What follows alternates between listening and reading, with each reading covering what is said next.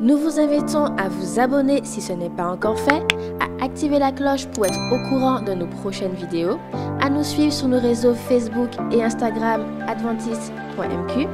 Bon visionnage et prenez soin de vous.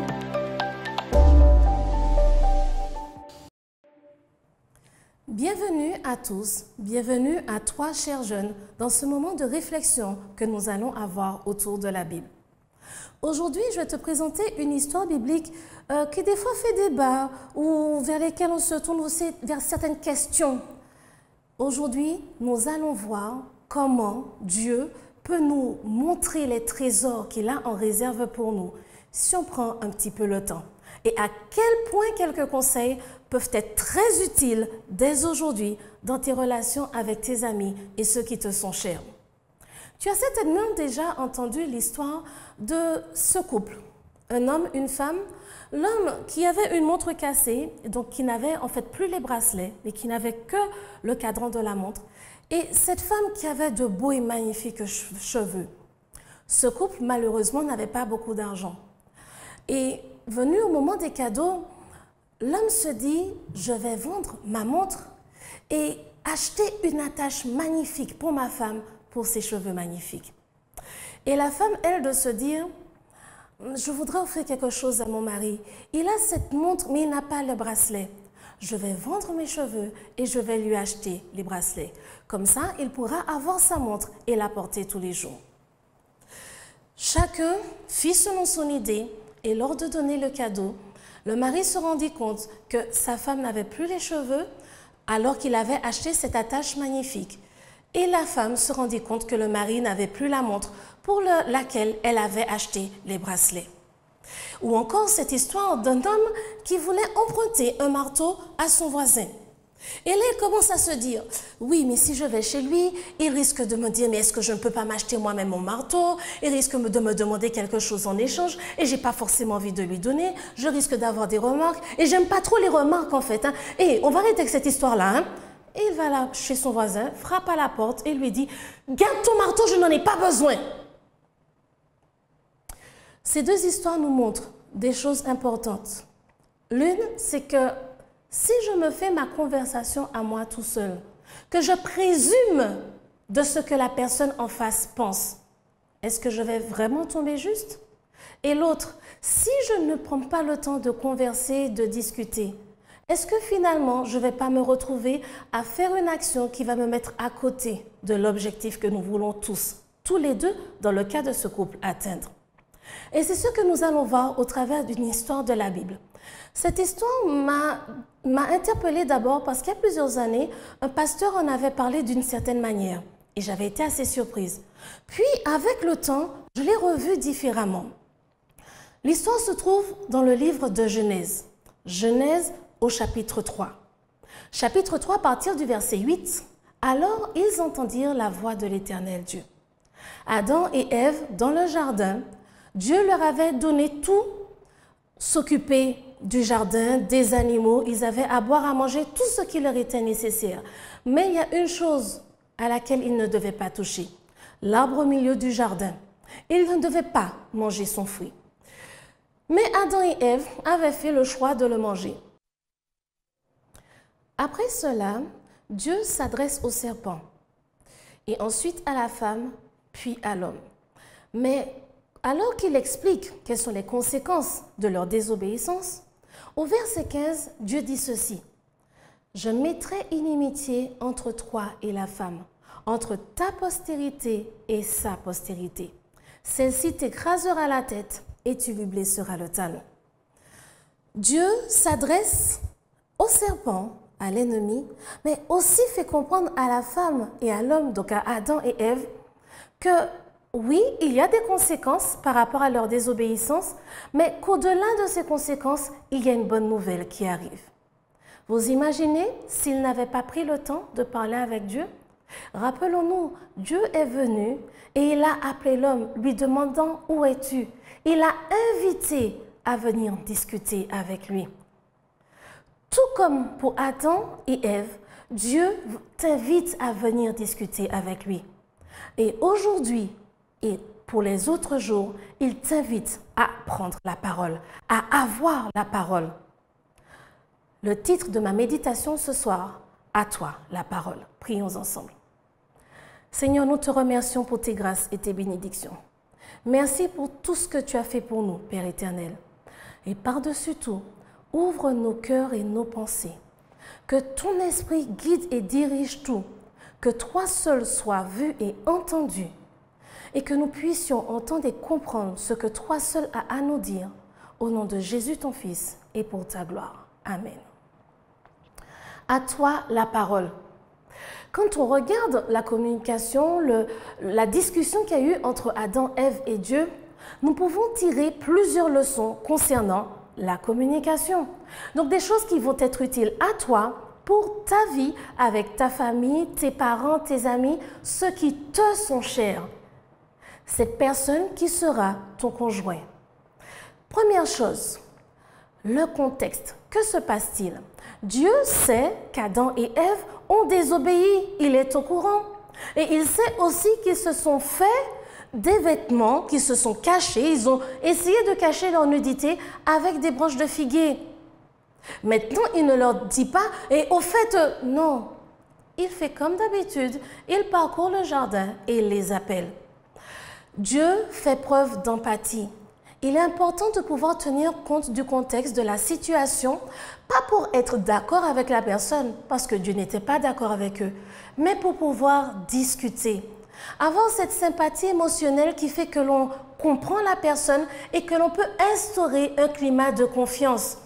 Je suis certaine que toi aussi, tu préfères parler avec des personnes quand tu leur fais confiance. Tout comme tes amis apprécient de te parler parce qu'ils te font confiance. Dieu sait donc tout, il comprend le sentiment de crainte, de peur et il leur donne le temps afin qu'ils puissent surmonter cette peur et venir à lui. Il prend le temps de les appeler. Où es-tu? Quand Adam et Ève sont disponibles, alors Adam, quand ils sont prêts, Adam intervient. Il parle, il répond. La deuxième chose, ne pas envahir l'espace personnel. Aussi proche que tu l'es ou que tu souhaites l'être de quelqu'un, donne-lui l'espace et le temps de venir à toi et de te dire à quel point cette personne veut être proche de toi. Dieu aurait pu leur faire face directement, c'est Dieu. Il aurait pu simplement arriver devant eux et leur dire « Bon, on a un truc dont il faut que l'on discute. » Oh non, il n'a pas envahi leur espace personnel, il leur donne le temps et l'espace, la distance dont ils ont besoin. Ensuite, regarde la personne avec qui tu parles. Toi aussi, quand tu parles à quelqu'un, tu te confies, tu n'as pas envie de voir la tête de la personne tourner bien loin alors que tu es là, en train d'essayer de discuter, de te confier, de t'ouvrir. Dieu, bien sûr, ce n'était pas tout à fait la même chose, tout comme aujourd'hui. On ne peut pas le voir physiquement là aujourd'hui. Dieu avait un autre genre d'interaction avec Adam et Ève. Ils entendaient sa voix et ainsi de suite. Nous, ça se passe différemment aujourd'hui. Toujours est-il, quand tu as besoin de discuter avec quelqu'un, quand tu as envie de parler à Dieu, tu as envie qu'il soit disponible. Tu as envie que tes amis, tes parents aient cette disponibilité, cette présence non seulement physique, mais aussi mentale. Parce que tu sais bien que l'on peut être présent et avoir sa tête bien ailleurs. Ça t'est déjà sans doute arrivé, tout comme à moi. Il est important, pas seulement de regarder, mais d'être disponible et présent pour cette personne. Ensuite, Dieu, malgré le fait qu'il sait tout, pose des questions. Où es-tu? Au fait, qui t'a dit que tu es nu? Est-ce que tu aurais mangé de l'arbre dont je t'ai dit de ne pas manger? Dieu sait, mais il permet à chacun de s'exprimer, de se faire comprendre. Il arrive devant la femme et lui dit, mais pourquoi as-tu fait cela?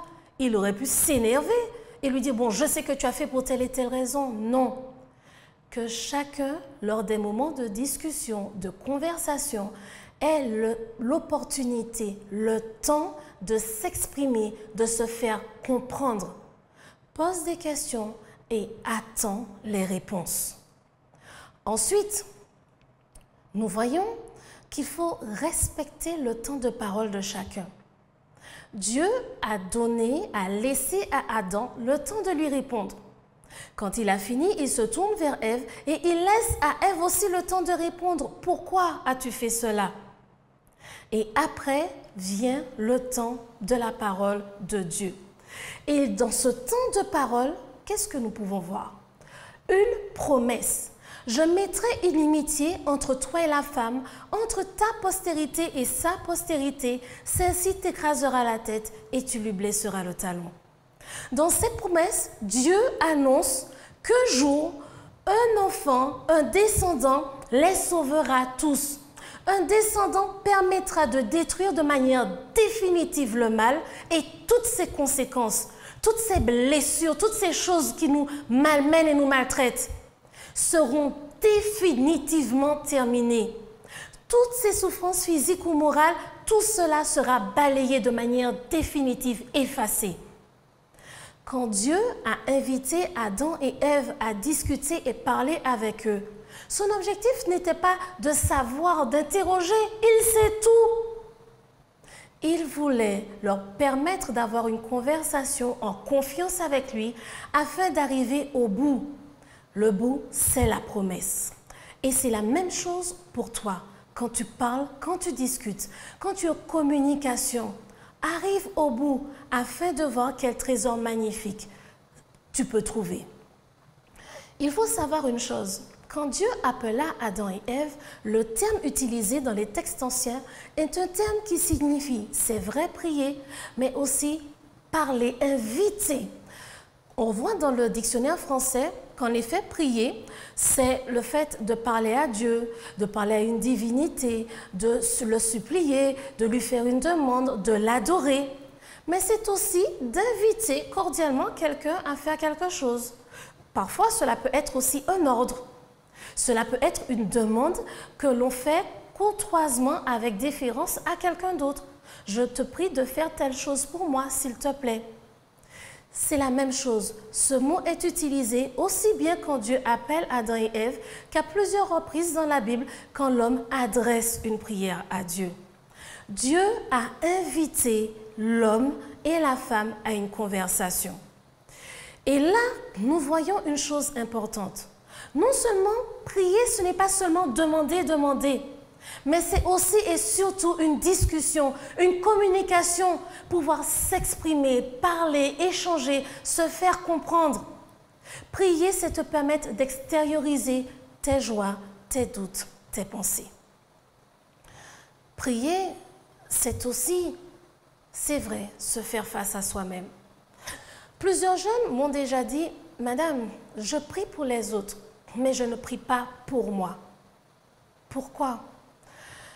Il y a plusieurs raisons. Prier pour les autres, demander à Dieu pour les autres, on se sent en droit, j'ai envie de dire, de le faire. Mais prier pour soi implique beaucoup d'autres choses. C'est se faire face. Cela oblige à être honnête avec soi-même. Cela oblige à faire face à ses actes et à ses pensées, à ses propres motivations. Si je demande à Dieu quelque chose, pourquoi je le lui demande? Quand je parle à Dieu de moi, je remets en question mes actes, ma manière de penser. Cela m'oblige à évaluer donc mes pensées, mes actes, mes motivations et à prendre position, c'est-à-dire à reconnaître mes raisons et mes torts. Prier, c'est aussi faire face en fait à ce qu'il y a, c'est vrai, de plus difficile, l'impression que l'on ne mérite pas. Je ne vaux pas la peine que Dieu intervienne dans ma vie. Je vais te dire quelque chose. La question n'est pas est-ce que tu en vaux la peine, parce que ce n'est ni à toi, ni à moi, ni à personne d'évaluer est-ce que tu vaux la peine ou pas. Jésus est mort parce que Dieu nous aime et parce que Dieu t'aime. Et par le sang de Jésus, oui, tu en vaux la peine. Et aucun être humain ne peut changer cela. Il est plus facile, en effet, de prier pour les autres et plus difficile de prier pour soi parce qu'il y a beaucoup de questions. Mais rassure-toi et garde une chose à l'esprit. Parce que Jésus est mort et ressuscité pour le pardon de toutes nos erreurs, de tous nos péchés, de toutes nos fautes, oui, par le sang de Jésus, tu en vaux la peine. Et absolument personne ne peut changer cela. Jésus est mort et personne ne peut le changer. Et son sacrifice te donne cette opportunité de parler en toute confiance avec Dieu. Quand tu pries, l'objectif n'est pas que tu informes Dieu d'une situation qui lui est inconnue. Mais il sait tout, il connaît tout. L'objectif, c'est que toi, tu apprennes à lui faire confiance et que tu lui donnes l'opportunité non seulement de te bénir davantage, mais aussi et surtout de te sauver. Si Adam et Ève n'avaient pas répondu de manière positive à cette invitation de Dieu, à cette prière qui leur a fait devenir, pas une prière d'honneur, de supplication, mais à cette invitation cordiale, à cette conversation avec lui, comment aurait-il pu savoir que la délivrance, que le salut arriverait? Il ne pourrait pas. Prier permet à Dieu. Prier, en fait, c'est que toi, tu donnes à Dieu l'opportunité de t'expliquer et de te montrer plusieurs choses. Non seulement qu'il y aura beaucoup de choses difficiles qui vont arriver durant ta vie, il expliquait à Adam et Ève, à cause de votre désobéissance, voilà ce qui va se passer. La vie sera plus compliquée et même pour vous nourrir, ce sera à la sueur de ton front. Mais avec cela, alors qu'il t'explique que la vie sera difficile, donc cela te permet de savoir que tu as quelqu'un qui s'inquiète pour toi et qui te prévient, qui te donne des avertissements, qui te dit mais attention à ça, attention à ça. Et en plus, par-dessus tout, cette personne te dit qu'elle a tout prévu pour que tu traverses tout cela en paix, avec force, courage et sagesse. Parce que lui va te donner la force, le courage et la sagesse dont tu as besoin. Si tu ne donnes pas à Dieu l'opportunité de te parler, quand pourra-t-il te montrer la solution dont tu as besoin? Quand pourra-t-il te donner le conseil qui t'évitera tant de problèmes? Quand pourra-t-il te dire et te montrer combien il t'aime? Maintenant, à toi la parole. Nous allons prendre 1 minute alors que tu entendras un fond musical. Et là, je vais te proposer quelque chose. Dans ton cœur, pendant 7 minutes, tu vas raconter à Dieu un événement important qui s'est produit dans ta vie. Un événement qui t'a donné de l'espoir, qui t'a rendu le sourire, une situation qui te semblait sans solution. Prends le temps juste de lui raconter et de partager cela avec lui. À toi la parole pendant 1 minute.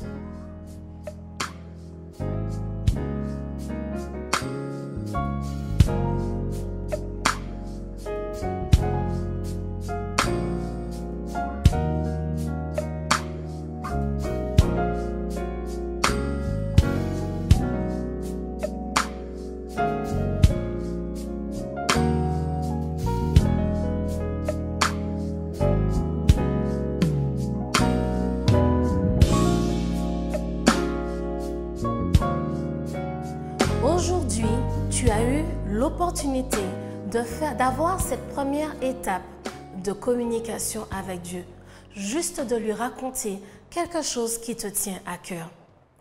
Je t'encourage chaque jour à prendre au moins 1 minute pour lui parler, lui dire ce que tu penses, juste quelque chose qui te traverse l'esprit, le remercier si tu en as envie. Ainsi, tu apprendras petit à petit à avoir cette facilité de communiquer avec lui. Tu ne verras pas la prière seulement comme un moment durant lequel il faut être très formel et dire des mots très précis, durant lequel tu ne peux pas exprimer aussi bien ta peine, mais aussi ta joie et j'ai envie de dire surtout ta joie, tes remerciements. Quand tu parles avec tes amis, oui, tu leur racontes tes problèmes, mais quand des choses super te sont arrivées, tu le partages aussi avec Dieu. Avec eux, pardon. Avec Dieu, c'est exactement la même chose. Prends le temps de partager avec lui. C'est ça la prière aussi. Et il y a différentes formes de prière. Il y a certaines que j'appelle prières officielles ou des prières un petit peu plus cadrées, c'est-à-dire qu'on prie dans un objectif, dans un cadre précis, à l'église, en famille ou un moment de prière d'intercession. Ces moments existent, mais la prière à laquelle Dieu t'invite, c'est d'abord ce moment où tu ouvres ton cœur et tu discutes avec lui. Tu t'exprimes, pas pour que lui soit informé, mais pour que toi, tu te sentes compris par ce Dieu qui t'invite et qui n'attend qu'une chose, c'est que tu lui parles.